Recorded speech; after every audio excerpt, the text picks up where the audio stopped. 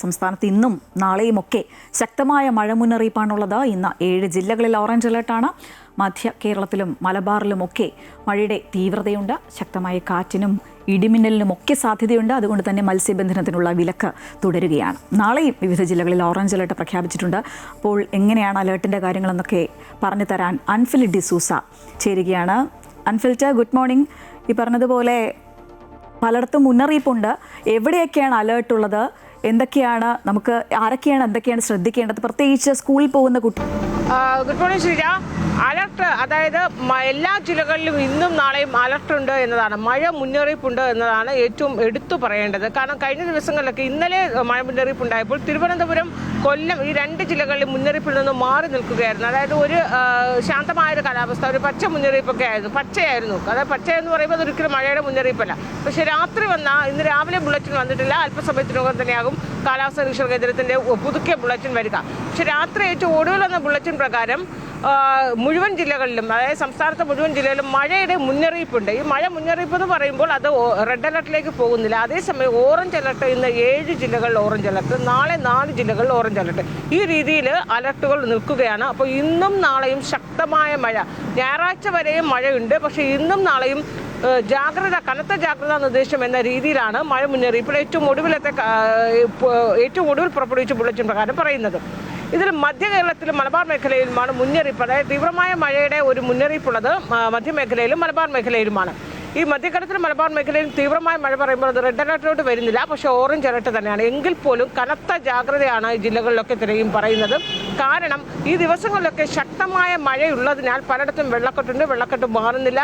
മാത്രമല്ല ഇന്നിപ്പോൾ ഒരു ആശ്വാസമെന്ന് പറയുന്നത് പത്തനംതിട്ട ജില്ലയിൽ ഓറഞ്ച് അലർട്ട് മാറിയിട്ടുണ്ട്. പത്തനംതിട്ടയിൽ ഇന്നലെ രാത്രിയോടുകൂടി തന്നെ മഴയുടെ തീവ്രത കുറഞ്ഞിട്ടുണ്ട്. പലയിടത്തു നിന്നൊക്കെ വെള്ളം ഇറങ്ങുന്ന ഒരു ആശ്വാസകരമായ ഒരു കാലാവസ്ഥയാണ് ഇപ്പോൾ പത്തനംതിട്ട ജില്ലയിൽ. അതിനുശേഷം ഇനി മുന്നറിയിപ്പിലൊക്കെ മാറ്റം ഉണ്ടാകുമോ എന്നറിയില്ല.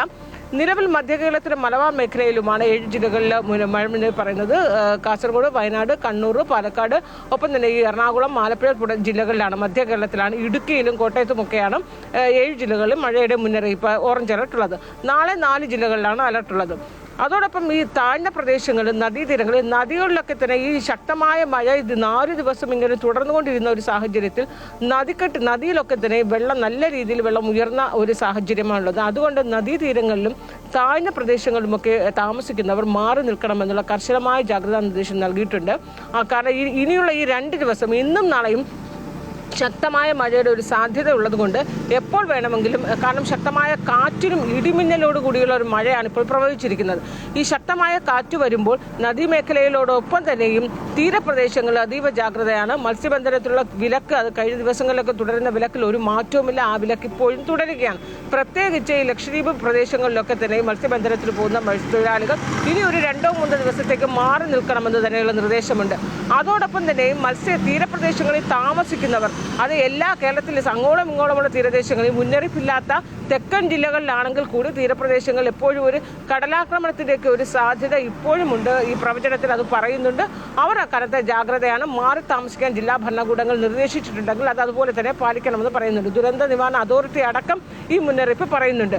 ഒപ്പം തന്നെയും നേരത്തെ സൂചിപ്പിച്ച പോലെ താഴ്ന്ന പ്രദേശങ്ങളിൽ വെള്ളക്കെട്ട് വരാനുള്ള സാധ്യതയുള്ള പ്രദേശങ്ങളിലൊക്കെ തന്നെയും അവിടെ ജാഗ്രതാ നിർദ്ദേശം ഇപ്പോഴും അതേ രീതിയിൽ പറഞ്ഞിട്ടുണ്ട്.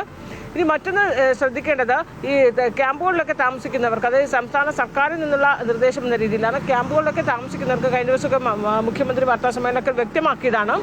ക്യാമ്പുകളിലൊക്കെ താമസിക്കുന്നവർക്ക് വേണ്ട രീതിയിലുള്ള എല്ലാ സുരക്ഷാ സംവിധാനങ്ങളും ജില്ലാ ഭരണകൂടം, മതത് സംഘടനകളും ഒക്കെ തന്നെ വളരെ കൃത്യമായി, സർക്കാർ സംവിധാനങ്ങൾ വളരെ കാര്യക്ഷമമായി തന്നെ പ്രവർത്തിക്കുന്നുണ്ട്. ഇന്നും ജില്ലാ കളക്ടർമാരുടെ ഒരു യോഗം മുഖ്യമന്ത്രി വിളിച്ചു ചേർക്കുമെന്നാണ് അറിയിച്ചിട്ടുള്ളത്. പക്ഷേ അതിൻ്റെ സമയവും എപ്പോഴാണ് എന്ന് പറഞ്ഞിട്ടില്ല. എല്ലാ രീതിയിലും വിലയിരുത്തലുകളും കൃത്യമായി തന്നെ സർക്കാരിൻ്റെ നേതൃത്വത്തിൽ നടക്കുന്നുണ്ട്.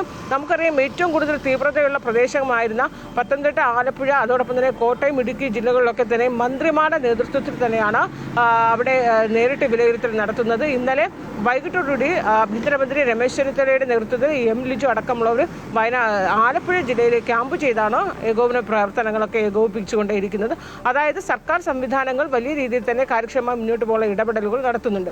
അതൊരു ഭാഗത്ത് നിൽക്കുമ്പോഴും മുന്നറിയിപ്പ് ഓരോ 3 മണിക്കൂർ ഇടവിട്ടാണ് നമുക്കറിയാം മുന്നറിയിപ്പോൾ മാറി മാറി വരുന്നൊരു സാഹചര്യമാണ്.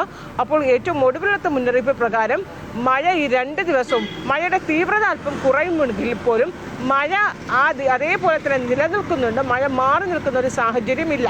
ഞായറാഴ്ച വരെ ചക്രവാത ചുഴി ശക്തമാവുന്ന സാഹചര്യത്തിൽ കേരളത്തിൽ ഞായറാഴ്ച വരെയുള്ള മഴ അതേ രീതിയിൽ തന്നെ തുടരും. എന്നാൽ കഴിഞ്ഞ ദിവസങ്ങൾ നമ്മൾ കണ്ടതുപോലെ ഒരു മുഴുവൻ ജില്ലകളിലും ഓറഞ്ച് അലർട്ട് അല്ലെങ്കിൽ റെഡ് അലർട്ടിന് സമാനമായ ഒരു സാഹചര്യം ഇല്ല എന്ന് മാത്രമേ ഇപ്പോൾ പറയാൻ പറ്റുകയുള്ളൂ. പക്ഷേ കാറ്റ്, ഇടിമിന്നൽ ഒക്കെ തന്നെയും അതേ രീതിയിൽ തന്നെ അതിനുള്ള സാധ്യത മുന്നറിയിപ്പിൽ പറയുന്നുണ്ട്.